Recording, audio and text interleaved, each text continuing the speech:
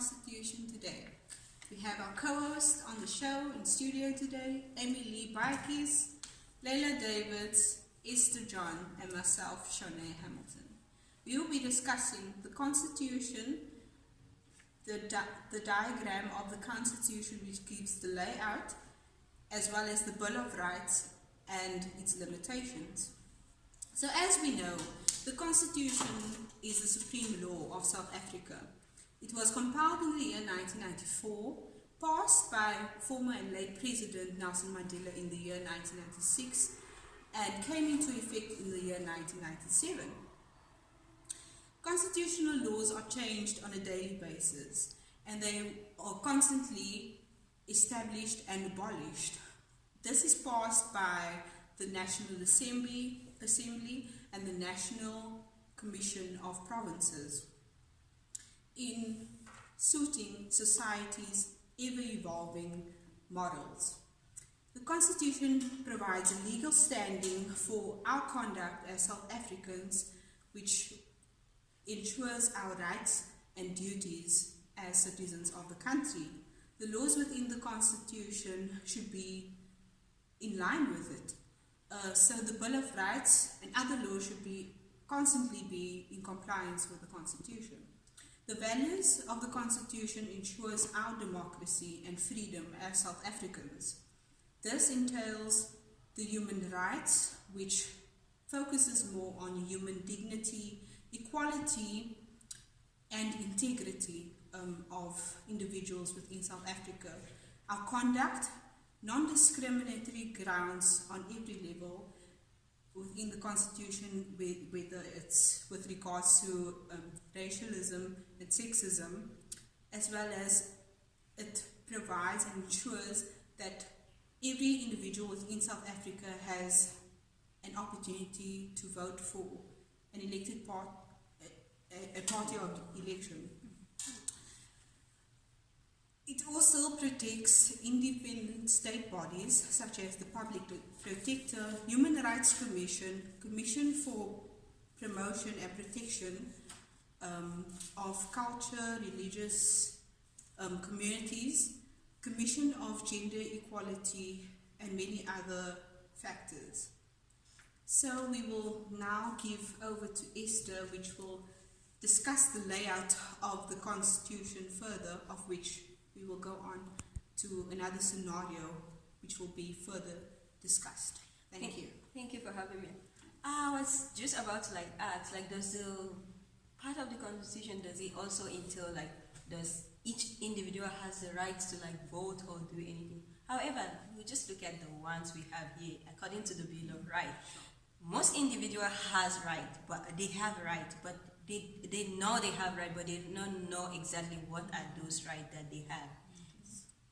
Okay, according to the Bill of Rights, these are the rights which based on the research we did, we found out that there are some rights that each individual has. One of those rights is right to human dignity, and then we have the right to education, and secondly we have the right to freedom and security. Then we have the right to citizenship. I don't know how that one works, but we'll come back later to it. And the right to life. Every individual has the right to life. And then the right to freedom of expression. You are allowed to say your opinion, whatever you want to say, and the right to privacy. You can't just barge into somebody's house and expect to just get something without even looking or seeing anything. Imagine that. Then we have the right to health and clean environment, safe environment wherever you are. Even companies these days, if you don't comply with the ecosystem, then you are not allowed to open an organization. Then we have the right to freedom and belief and religions as well. Then the one we are going to be focusing more on today is the right to equality. And then we have furthermore we have the right to access to information. However, Leila, my colleague here, she's going to discuss further on the right to equality and give us more information on that. Sorry to interject, Leila. The right to equality, is this making reference to the right to equality within organizations? It has to do with both the organization and also an individual based on your status, your age, your gender, and all of those. Sorry to interject. We'll hand over to Shania. Good morning. Thank you for having me. No Today I'll be giving you guys a brief description of the Bill of Rights and the rights contained in it. I've also selected a scenario which I'll read and then discuss the right that has allegedly been violated. The Bill of Rights is a document setting out rights for a particular group of people. The purpose of the Bill of Rights is to protect citizens from all over the world against excess government power. The case study I've selected is Mr. Hofmeester is living with HIV. He was refused employment as a cabin attendant by South African Airways because of his HIV status. He approaches the Constitutional Court because he believes that the refusal to employ him is wrong because of his HIV status. I mean, seriously. So he feels that his right to equality has been violated. Okay, and his right, the right that has allegedly been violated in the specific case study is the right to equality. In the Bill of Rights, it clearly says that the state may not unfairly discriminate anyone against might not discriminate against anyone on any grounds. National legislation should be implemented to prevent unfair discrimination. With regards to the case study, the South African Airways is violating the right. They are unfairly discriminating against Mr. Hofmeester because of his HIV status. If Mr. Hofmeester has all the right qualifications to do this specific job, he should be considered as a candidate regardless of what his HIV status is or any other factors. I will now be handing over to Amy, who will give us the limitations of the constitutional and the Bill of Rights. Thank you guys, and thank you for having me. Before I add on the limitations on the rights, I think that it's actually a privilege for us to do the show because not everyone knows their rights. Yes, And definitely. especially with equality, because there are many things that we allow in society that's not supposed to be allowed.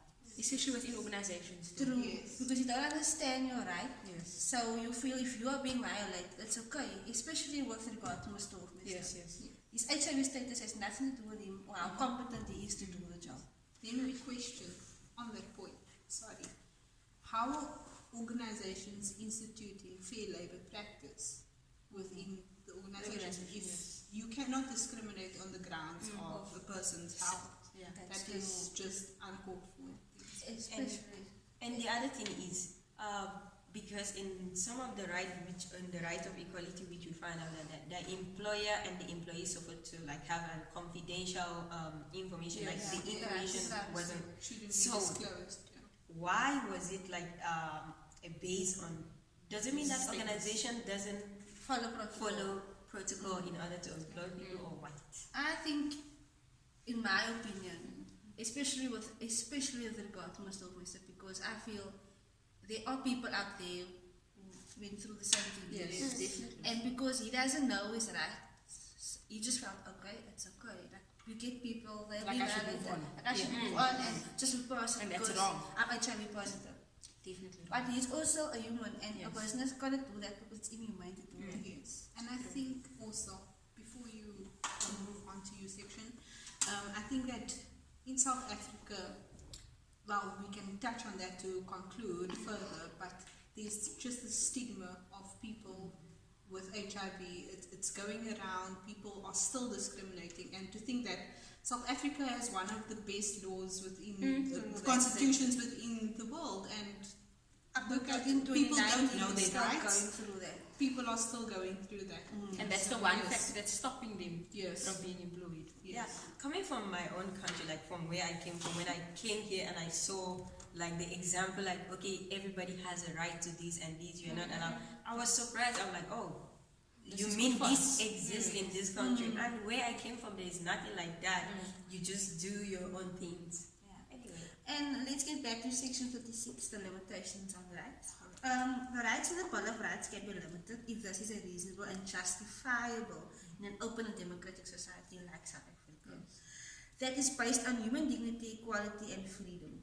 There are a few factors that a person or a court has to take into account if the right is being limited. For example, the nature of the right, the importance of the purpose of limiting the right, as well as how much the right will be limited, the relation between the limitation and its purpose, and lastly, whether there are better ways to achieve the same purpose. For example, your rights are being limited.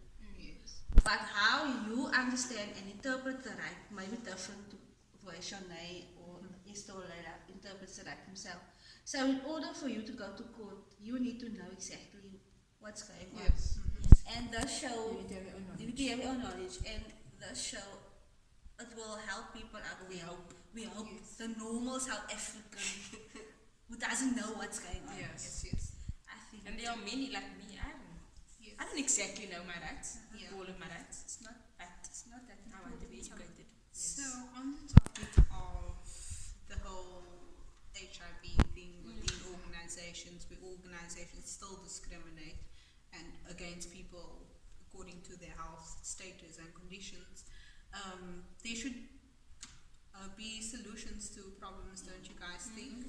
Such as educating our people within organizations, having campaigns to create awareness within South Africa, creating within an organization, people should have the freedom of association within an organization, so that people with HIV positive health statuses, they can feel like they belong. So they do not get So that, discriminated against. exactly, that is just unfair, and I think the more people know about the facts and the positivity, The more confidence. it brings within the workplace for them to interact also with people who don't have HIV and AIDS and things. So yeah, I think after that, On but that note, on that note, the person who's watching this show will be more educated than the person who Yes. doesn't. And that, for myself, Emily Batches, Laila Davids, Esther John, and Shana Hamilton, we thank you for tuning into our show. Thank you. let's be the change. Thank you.